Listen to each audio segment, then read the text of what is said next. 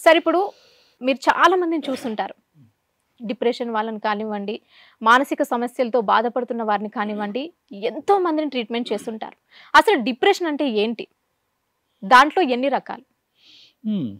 మంచి ప్రశ్న అమ్మ. చాలామంది ఏమనుకుంటారంటే, మానసిక సమస్యలంటే డిప్రెషనే అనుకుంటారు. కానీ ఉన్నటువంటి దగ్గర దగ్గర 1600 మించి ఉండేటటువంటి మానసిక సమస్యల్లో ఒక ప్రముఖమైనటువంటి మానసిక సమస్య, అత్యధికంగా మనం చూసేటటువంటి మానసిక సమస్య డిప్రెషన్. నార్మల్‌గా మన అందరికీ ఎమోషన్స్ ఉంటాయి. ఎమోషన్ లేనటువంటి మనిషి అవును. ఎవడుంటాడు? ఎమోషన్‌లు అనేటటువంటిది మనలో ఒక భాగం. ఒక నవ్వు, ఒక ఏడుపు, ఒక కోపము, ఒక బాధ, ఒక బెంగ, ఒక భయము, ఇవన్నీ ఎమోషన్స్. ఎప్పుడైతే ఒక ఎమోషన్ ఒక పరిధిని దాటుతాదో, ఎప్పుడైతే ఆ పరిధిని దాటం వల్ల ఆ వ్యక్తి ఎందుకు నేను బతుకున్నాను? ఏంటి ఆలోచన? ఏంటి బాధ? ఉన్నటువంటి సమస్య పెద్దగా అనిపించవచ్చు. లేదంటే లేనటువంటి సమస్యని ఊహించుకోవచ్చు. అవును. ఆ దిక్కుతోచనటువంటి పరిస్థితుల్లో దాన్నే మనం ఆత్మన్యూన్యతాభావం అంటాం. మనందరం సహజంగా ఒక సమస్య వచ్చినప్పుడు బాధపడతాం, ఏడుస్తాం. లేదంటే ఒక సమస్య వచ్చినప్పుడు కోప్పడతాం. కానీ ఎప్పుడైతే ఈ డిప్రెషన్ అనేటటువంటి ఎలిమెంట్ ఏ మానసిక సమస్యకైనా కూడా ఆ సమస్య, ఆ ఎమోషన్ అనేటటువంటిది విపరీతంగా కంటిన్యూస్‌గా అన్ని సందర్భాల్లో ఎంతమంది కన్సోల్ చేసినా, ఎంతమంది ధైర్యం ఇవ్వటానికి ట్రై చేసినా, ఆ ఎమోషన్‌లోంచి బయట పడనప్పుడు దాన్ని మనం డిప్రెషన్ అంటాం. లేదంటే ఏమంటాం?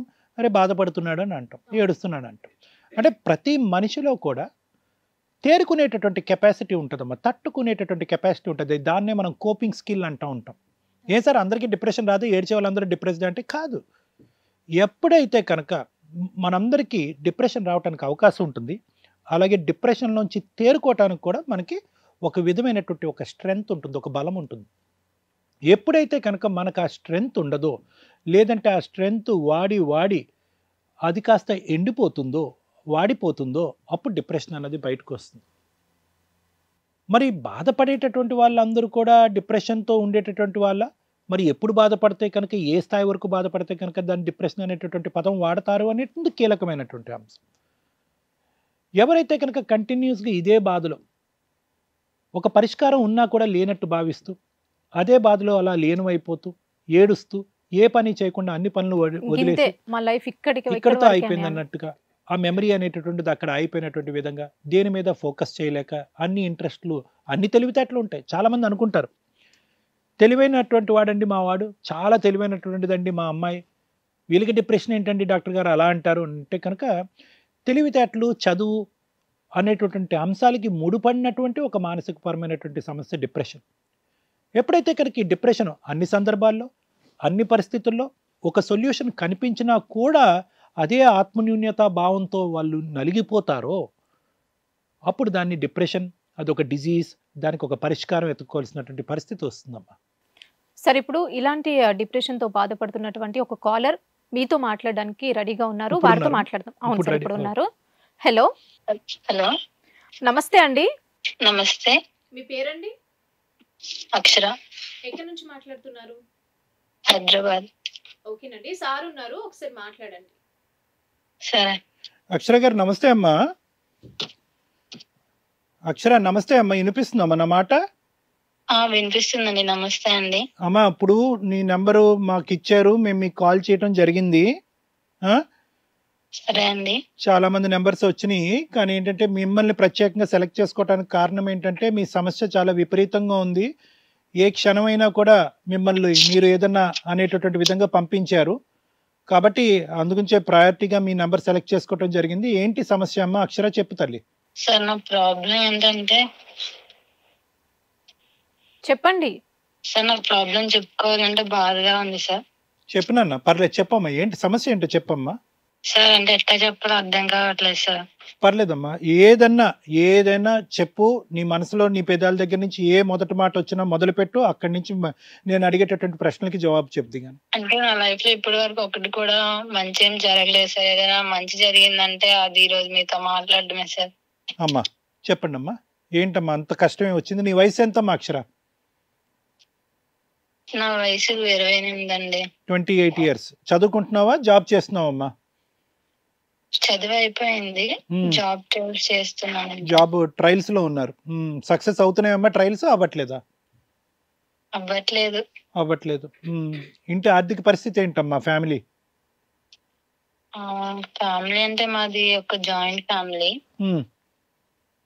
అందరూ పిన్ని, బాబాయ్, పెద్దనాన్న, పెద్దమ్మ, చెల్లి, అక్క, తమ్ముడు, నాన్న అందరం కలిసే ఉంటాం. ఇంకా అందరం హ్యాపీగానే బానే ఉండేవాళ్ళం. కాకపోతే తెలియకుండానే కొన్ని ఇయర్స్ నుంచి మా ఇంట్లో కొన్ని ప్రాబ్లమ్స్ ఉన్నాయి. ఇంకా ఒక 6 months బ్యాక్ మా పిన్ని చనిపోయింది. ఇంకా పిన్ని చనిపోయిన తర్వాత అక్క ఇంకా బాధలో ఉన్నాం. సర్లే అని మమ్మీ వాళ్ళు చనిపోయిన ఇంట్లో పెళ్లి చేస్తే మంచి జరుగుతుంది కదా అని నాకు పెళ్లి చేయాలి అనుకున్నారు. కానీ ఆ పెళ్లి కూడా చేయాలని ముందుకు అనుకున్నా, ముందుకు ఇంకా పోలేదు ఆ పెళ్లి మ్యాటర్. ఇంకా అయ్యో ఇంతలోగే మమ్మీ డాడీ కూడా ఒక రోజు అంటే సూసైడ్ చేసుకున్నారు. నేను బయట చదువుతున్నా. కాదు నాన్న, ఒక్క నిమిషం. అమ్మ నాన్న ఇద్దరు సూసైడ్ చేసుకున్నారా ఒకేసారా? ఒకేసారి చేసుకున్నారు. ఎప్పుడమ్మా? అప్పుడు నీ వయసు ఎంత? ఇప్పుడే రీసెంట్ గా ఒక 2 months అవుతుంది. అమ్మ నాన్న చనిపోయి 2 months అవుతుందా సూసైడ్ చేసుకుని? అయ్యయ్యో, ఎలాగమ్మా? ఎలా జరిగింది అది? అంటే నేను చదువుతున్న బయట పేపర్. సో సడన్ గా నార్మల్ గా లోపలికి వచ్చేసరికి ఇద్దరు ఇంకా చనిపోయి ఉన్నారు. గాడ్ అదే ఫ్యాన్ కి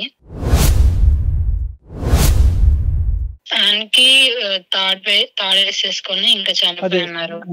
ఊరు వేసుకుని చనిపోయారు ఇద్దరుని. అయ్యయ్యో, 2 నెలలే అయిందమ్మా? ఒక 2 months అవుతుంది. అయ్యయ్యో, చెప్పమ్మా.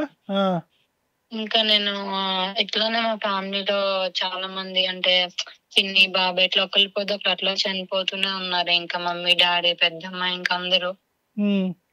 సో అట్లా నేను డాక్టర్ ని కన్సల్ట్ చేశాను. చేస్తే జెనెటికల్ డిసార్డర్ ఉంది, ఇంకా ఎవరికి మట్టుగా వాళ్ళే ఇంకా సూసైడ్ చేసుకొని చనిపోతారు అని చెప్పారు ఇంకా డాక్టర్.